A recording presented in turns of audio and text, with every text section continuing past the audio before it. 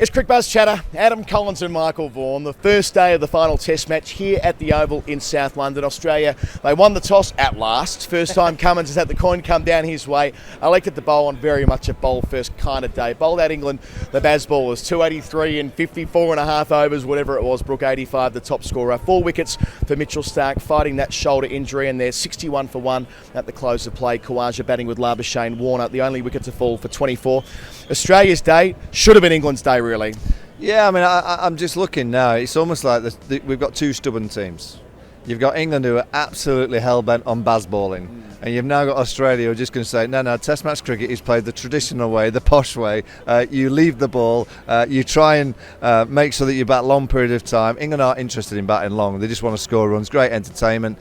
Catching. We've spoken about England's drop chances earlier on in the series. Johnny Bairstow in particular. Well, Alex Carey dropping Harry Brook on 5. That is a big moment in the Test match. I reckon if that's taken, I'm guessing 200 all out. England might have 2 or 3 more wickets tonight, but Australia would have been a lot closer. Again, it's just a day's play where you'd want to criticise England because they made lots of mistakes with all those big shots, but I can't criticise because it's the way that they're playing. You can say to Australia, look, would you take that at the start of the day's play? And they say, absolutely, but then they see the 5 chance, the run-out chance that they missed, and think, well, we should be a little bit further ahead of the game. We're in the balance once again. Australia have had the better day because they've got the 10 wickets. They've only lost 1, but tomorrow morning's session is going to be absolutely crucial once again. Just the oscillation through the day, wasn't it? So 62 without loss in the 12th over, with Crawley and Duckett batting like a one-day international. And by that I mean picking off singles to the sweepers, ball after ball after ball. At one stage they scored off 15 consecutive deliveries in like the first half an hour of play, which breaks about 12 different types of records. Then Australia take 3 for 11 in 22 deliveries. Then England put on for the 4th wicket 111. So that's Brook and Moeen either side of lunch. Couple of injuries in the mixer there as well. Then they lose 4 for 28. Then they have a partnership of 49 from as many balls. Then they have the tail knocked over. I mean, you can't keep up with what's going on in these test matches. Look, the extent to which they've changed the game, we can debate that, but they've absolutely changed the rhythm. Yeah, the rhythm of play that England play, and it's interesting though that when they lose 2 or 3 quick wickets, they get a partnership by playing sensibly. You kind of go, why don't you just play sensibly a little bit more consistently through the batting lineup? But look, they're a great team to watch. They cause a bit of chaos. They cause drama. You get everyone talking about them. Everyone wants to watch them. I think at the start of the day, if you'd have said to England you'd get 280 on that kind of wicket, there's a bit of juice there. There was a little bit of green grass. There was movement there. When England came to bowl later on in the day, there wasn't as much movement. We have to talk Jimmy Anderson. He's having no impact at the moment in this series. He has to create. For England to win here, Jimmy Anderson has to find his rhythm and he has to try and get some wickets. He's bowling okay without the wicket, and he's not looking like getting what we see Jimmy Anderson in the past, wicket after wicket after wicket. 4 wickets in just over 120 overs of the series is not the Jimmy Anderson that we know. And with Moeen off the field, you look at Joe Root, of course he can bowl a bit of off-tweak, but with Moeen not there, the seamers will have to bowl more and more and more. So it's so important that Jimmy Anderson has that impact on the game. What gutsy stuff from Starc. I mean, we're endlessly impressed by him, aren't we? That spell after spell, day after day, he often has to do so much heavy lifting. He's meant to be an impact bowler, ends up bowling long spells, hooping the ball around, picks up Stokes with an absolute worldly today that takes off stump out of the ground, nicks off Brook on 85, cleans up the tail. I mean, he didn't even play the first test match. He's proven to anyone else that needed proving this to, that he's such a high quality fast bowler in Test cricket anywhere in the world. Yeah, and I think what he's got, because his first spell was terrible for him. That new ball's burst with the field spread, and then he brought the field in and he gave Ben Duckett a couple of gifts to get away to the boundary. What he has is that bounce back ability. So his next spell and then his next spell, that he's going to create impact. I thought there was a great passage of play when he was bowling to Harry Brook just before lunch. Again, in my time playing Test match cricket, you're 3 minutes to go to lunch. You just get into lunch. So what does Harry Brook do? He steps away and plays one through the offside, then gets inside one and flicks it Gordon Grenny style into the stand. This is Test cricket being played a completely different way. It's great viewing. It really is great viewing. Yes, of course, England make some glaring mistakes with the batting hand. They offer the opposition back into the game. All those big drives and those little runs. I mean, Joe Root trying to play a run pretty much on off stump. Again, a very unlike Joe Root dismissal, but I don't think I'd change it. I think England potentially going to lose this series 3-1. Australia have got a great chance. England will hate me saying that because they want to be positive all the time and they want positivity chatted in the dressing room. But I just like the way that they're playing. I like the way that they're committing to it. I think they'll probably take the 280. I think actually Australia have had the better day, but I think Australia will be the ones in the dressing room and go, oh, it could have been a lot better actually if we'd have taken our chances. Harry Brook is a player. I will say this, he can bat. He's a real talent. He's probably the closest I've seen to Kevin Peterson, in an England jersey, because he's got that gift of being able to make quality bowlers not look quality.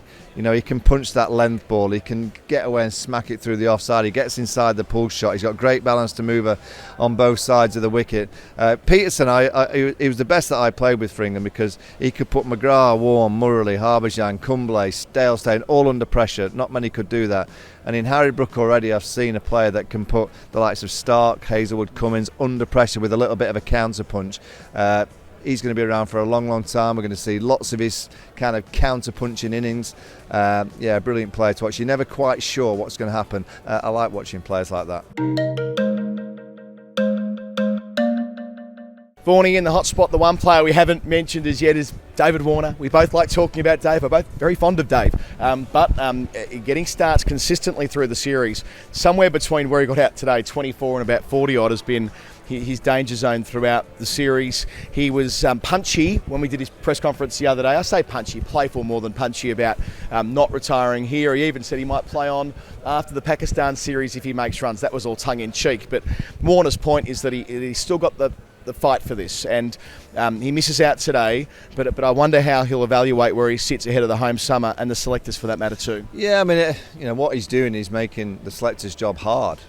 What he has a chance of doing in this series is making sure the selectors have a very easy job. It's like, Davey, you're going to play against Pakistan.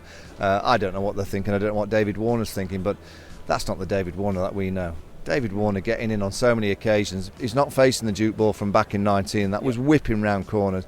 This is doing very little.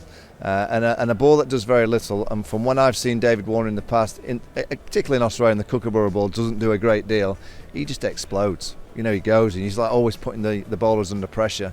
I'm not seeing that from David Warner. He's almost needing an awful ball to hit to the boundary, whereas I reckon Warner at his best, he hits decent balls to the boundary. He punches it through the offside, he runs between the wickets. I think he's still doing that, but he got a few half volleys today, 1 or 2 on his leg, something they kind of just patted to mid-on. I reckon Warner is boom, straight through mid-wicket, and a couple under his nose that goes straight down the ground when he's at his best. He might be overthinking it, he might be trying to bat too long. I'd love to see David Warner just have a little bit of a dash. I think that's when he's at his best. Pressing fast forward, I mentioned Chris Woakes already in the book. Mark Wood maybe not bowling at quite the same pace that he did in the test at Leeds. Anderson abroad, you've already remarked upon. Maybe no Moeen Ali. The route to 20 wickets, it's an interesting one for England. Yeah, they're going to have to manoeuvre. I mean, they've done great in the last few innings of restricting Australia to around 300. That's what they bowl in Australia out. You feel on this pitch, unless it's really muggy in the morning and really low cloud, the ball's 20 odd overs old now. You feel that England are going to have to work really hard tomorrow to get the final 9 wickets. It feels like a day that Australia should be able to bat. What would you reckon? 300, 310 runs on offer. Australia should have enough in the tank to bat a full day tomorrow in a series where no one's really grabbed it. When you've had an opportunity to grab the game, no one's really. I think England were grabbing it at Old Trafford, but rain put dent to that. But Australia have a great chance tomorrow of batting really well, and you'd have to say if they do that, they're getting that one really big step closer to making sure that they're lifting them not only as a drawn series, as a winning series. Yeah, for the first time in 20 years, which means so much to them. And the next 2 blokes in, Smith made 100 here against India, 300s at the Oval, and Travis Head was player of the match in the World Test Championship final here 7 weeks ago. All right, enough from us. Adam Collins, Michael Vaughan, Cricbuzz Chatter. Till tomorrow.